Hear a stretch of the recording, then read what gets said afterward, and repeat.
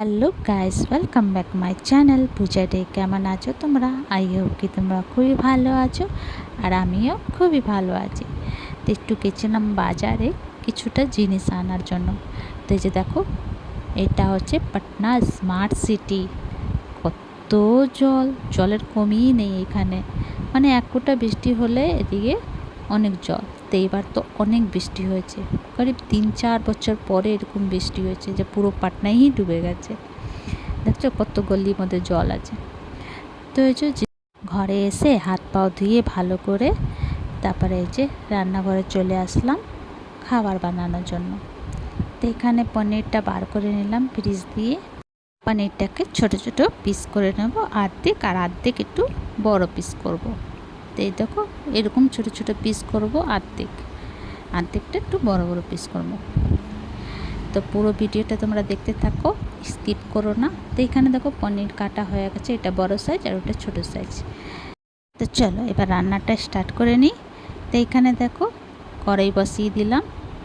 কড়াইয়ের মধ্যে দিয়ে দেবো ঘি, 2-3 চামচ দিয়েছিলাম ঘি। আর এখানে আছে ছোট ছোট করে গাজর কেটেছিলাম। তো এটাকে একটু সটে করে নেব ভালো করে, 3-4 মিনিট তক সটে করতে আছে। তারপরে 2টো এলাচ ফাটিয়ে দিয়ে দেবো এর মধ্যে। তোমরা চাইলে কিছুটা গোটা গরম মশলা দিতে পারো, আমি খালি এলাচ দিলাম। তারপরে এখানে দেখো একটু মটরশুঁটি দিয়ে দেবো। গাজরটা 3-4 মিনিট তক ফ্রাই করেছিলাম, তারপরে মটরশুঁটিটার সঙ্গে 2 মিনিট তক ফ্রাই করে তারপরে এর মধ্যে দিয়ে দেবো ক্যাপসিকাম, শিমলা মির্চটা দিয়ে আবার 2-3 মিনিট তক ফ্রাই করব। আজকে বানাচ্ছি আমি ফ্রাইড রাইস। তারপর এখানে 2-3 মিনিট তক ফ্রাই হয়ে গেছে। এবার আমি কিছুটা ড্রাই ফ্রুট দিয়ে দেবো, যেমন কাজু আর কিশমিশ দিয়ে দেবো। কাজু কিশমিশ ছাড়া আর কিছু দিও না, না তো ভালো লাগবে না। আর এখানে আমি একটু নুন দিয়ে দিলাম, গাজরটা একটু গলে যাবে। যখন একটুখানি সিদ্ধ হয়ে যাবে তারপরে এই যে নামিয়ে নেব। তো আমার ফ্রাই হয়ে গেছে, রেখে দিলাম একটা প্লেটের মধ্যে।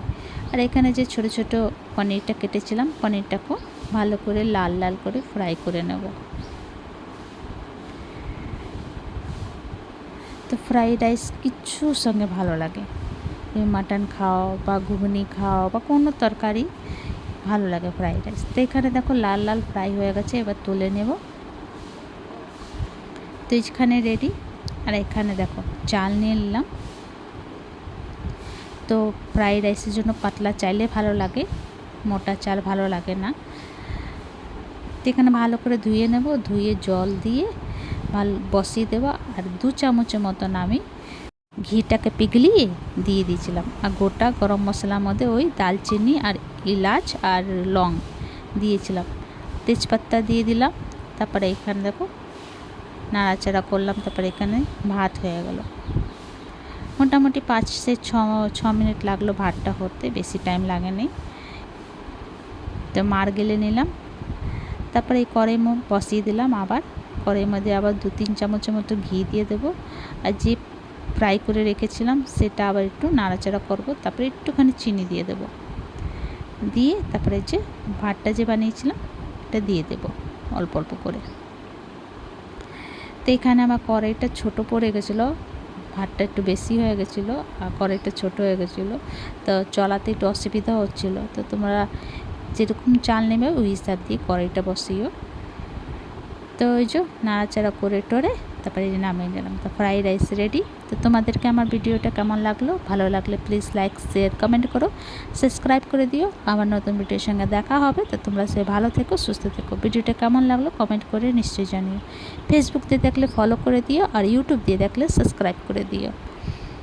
আর প্লিজ প্লিজ কমেন্ট করে জানিও কেমন লাগলো ভিডিওটা। তো ভিডিওটা এখানে শেষ করছি। Bye bye, take care.